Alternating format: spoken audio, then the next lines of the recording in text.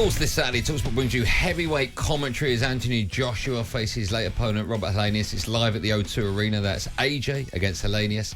And, of course, it's free to listen to right here on talkSPORT. Let's get more on this now and, of course, discuss Eddie Hearn versus Simon Jordan Part 2 now with the main man. Let's say hello and good afternoon to former bantamweight champion of the universe in our mind, the wonderful Spencer Oliver. Hello, Spence. How are you? Andy, Darren, how you both doing? Yeah, we're good, mate. You? Are you good? Are you well? I'm all well. You know I'm well, mate. I'm always well. I know you are. It's lovely to have you on our show. First question, I suppose the obvious one. When you heard it was Helenius, initial reaction was what? Surprised. Very surprised, actually. That was a little bit of a curveball. Didn't expect that. You know, we thought there could be someone like Derek Chisora, who was already on the bill. There was rumours that Gerald Washington was going to be in line as well, who was boxing Derek. So they were the front runners, really. Philip Hrgovic as well was on the bill. Even Dempsey McKean, another heavyweight on the bill. So we thought it was going to be one of those, obviously, because they were in shape. Robert Helenius come in from nowhere, really. And listen, it's not a bad opponent, to be fair. You know, he's been around the block. Look, he is 39 years of age, but he's 6'6". He's tall. He's won 32 of his 36 fights. Boxed the likes of Deontay Wilder, Gerald Washington, Dillian White, Derek Chisora. So he knows his way around the ring. And he had a victory last Saturday, so he is in shape. So I understand that it's a good opponent for Anthony Joshua because, like I've said before, you know, it's all about the rebuilding process of him. It's about installing that confidence that was once there and getting him back to the top. And someone like Robert Helenius, for me, fits the bill. And I think Matchroom have done a good job, actually, getting someone like Helenius in at such short notice because this show could have fell flat on its face, to be honest. Spence, there was no way I thought he was ever going to fight Hrgovic because for me that's too much of a dangerous opponent at this stage for AJ, so I could never have seen that happening. But with this Helenius, I mean, you talk about a guy that got floored by Deontay Wilder, and I think it was in round one off a jab. Can you see him realistically causing AJ any problems whatsoever? Well, do you know what it is about Helenius is that he's got big corners. He actually likes having a fight, which is good because that's, you know, it's crowd pleasing and that's what AJ needs. He needs someone that's going to go at him. And I think he got knocked out by Deontay Wilder. And you're right, Darren, it was in the first round, but it was like a right hand. As he was walking onto it, boom, it was like a short right hand. You didn't even really see it. But it landed flush on the chin and Helenius was gone. He was out. He's had a victory since then. But what I'm saying is Helenius will see this as an opportunity because he'll go, right, Anthony Joshua at the moment, you know, people have been talking about it. He doesn't like letting his hands go as much as he used to. You know, he's more of a thinking fighter and Helenius will try and capitalise on that. And he'll try and take the fight to Anthony Joshua, which will bring the best out in Joshua because Joshua will have to let his hands go. So for all those reasons, I think he's a good opponent. Let me ask you about Helenius. One thing we do know, of course, that he's finished. He's not finished. He's only 28. And the thing that I had to crowbar that in. The thing I don't know about him, and I don't know about boxers, he fought at the weekend. He fought Saturday. Now, quite often I've spoke to boxers, and they tell me that the recovery after a fight can be, you know, not just days, but sometimes weeks. I know he won his fight, but are you stunned? I mean, I've never heard of a boxer going into a massive fight 3 days. I know it's going to be like a week eventually, but the fact he was chosen after, is that safe? Is he going to be anywhere near 100% fit and ready for this fight? Well, I think he'll be fit and ready for it. And I think the only reason that he steps up and he's taking this fight, obviously, one, because it's a massive opportunity. It's on a big platform. But also, it was not a particularly hard fight. It was in a castle in Finland or somewhere. It was somewhere weird. And it was a very low-key fight.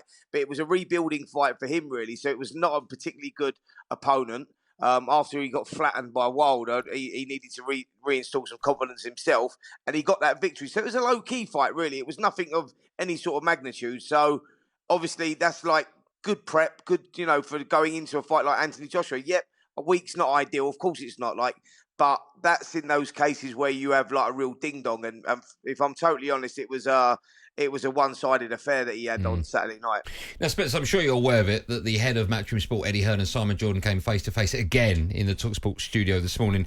That was off the back of the news that AJ will now fight Robert Helenius this Saturday. It's live on talkSPORT. Here's what Eddie had to say about AJ's mindset and how they decided on his new opponent. I wasn't sure whether he'd want to fight. What I got was someone that was desperate to fight. And from there, you go out and you go into the Wild West. Who wants it? Who doesn't want it? Who's trying to get some exposure? Who's trying to make a fortune? You know, we wanted someone who could prepare him for Deontay Wilder. We wanted someone who was credible. We wanted someone that we could do a deal with at pace. And that's important when you've got 6 days to go till a fight. And we got to Robert Helenius. Spence, the only thing I'd say about that, and you heard Eddie Hearn talking about getting prepared for the Deontay Wilder fight, which is a huge fight. I don't think fighting Robert Helenius is probably the ideal preparation for a fight like that. Well, I'll tell you why it is, Dal. I'll tell you why it is, right? One, he's 6'6", so it's sort of like, similar sort of sizes and whatnot. Two, he stands in front of Anthony Joshua. But three, and most importantly, Joshua can regain that confidence that he needs because he'll be able to let his hands go and he will be able to hit Helenius. Do you know what I'm saying? So I think with Anthony Joshua, I think it's an ideal opponent because it gives him a chance to get off with his shots. Like, we never saw that when he boxed last time against Jermaine Franklin. And I think Joshua admitted it himself. He was seeing that phase one where he was throwing the jab and he was throwing across, but we weren't seeing him go again. We weren't seeing him go through the gears. Like, he wasn't still getting off of his shots. There was glimpses of stuff that we were seeing there that we needed to see. And there was also, a little bit too much standing back, too much looking at what he was doing, too much thinking. Against Helenius, he won't have a chance to do that. He'll be able to get off of his shots because Helenius stands in front of him. So, from an Anthony Joshua point of view, I think as a rebuilding process and setting up that big fight, which is going to happen January, February of next year out in Saudi Arabia against Deontay Wilder, I think he fits the bill well. So I think from a Joshua point of view, I think he's a good opponent. See, and I understand all that, Spence. As you said there, like a little tune-up and Helenius will stand ahead of him. But when you look at his last fight against Jermaine Franklin and then Helenius, he's not really fought anyone of a certain level. So should we take that into consideration when he fights Wilder, that he hasn't really, the last two fights have been kind of like almost like just givens, really? Yeah, no, but I think what it is, Dal, is the rebuilding process, mate. That's what it is, and it's about Anthony Joshua. Like, he's gone over with Derek James. He's been training over in America.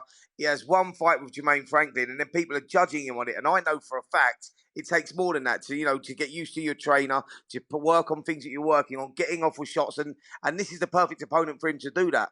And I think we'll find out a lot more about where Anthony Joshua is in his career, what exactly he's got left, and can he challenge people like Deontay Wilder? Because, he has to perform better, and I think he admits this himself. He knows he's got to perform better than what he did against Franklin. So this is a chance to do that again. So I think we can only judge it on Anthony Joshua's performance against Helenius because we all expect him to win, but it's how he does it. Because Helenius is one of those guys that, if you give him a little bit and he grows into it, like I say, he's been around the block, this kid. He knows what he's doing. And if he grows into it, he'll start fancying it. So, it's a good fight for him. Okay. Before I let you go, just a quick word on Richard Riakporhe. Riakporhe came out today and said that he was unhappy at a couple of withdrawn fight offers. What can you tell us about this? Well, don't know too much about himself. This news obviously broke today. I think he's been withdrawn from the purse offer with Opataya. He was meant to be boxing. He was mandatory for that, and he's meant to be boxing for the world title. But I don't know where we're at exactly with that because I've not had a chance to speak to anyone on it. Only that I know that the purse bids have been withdrawn. And I don't know where he's at, what sort of route he's going to take, because I think he's got, he has got options. That was obviously the obvious one, but I don't know the ins and outs on it, if I'm totally honest. Okay. Andy?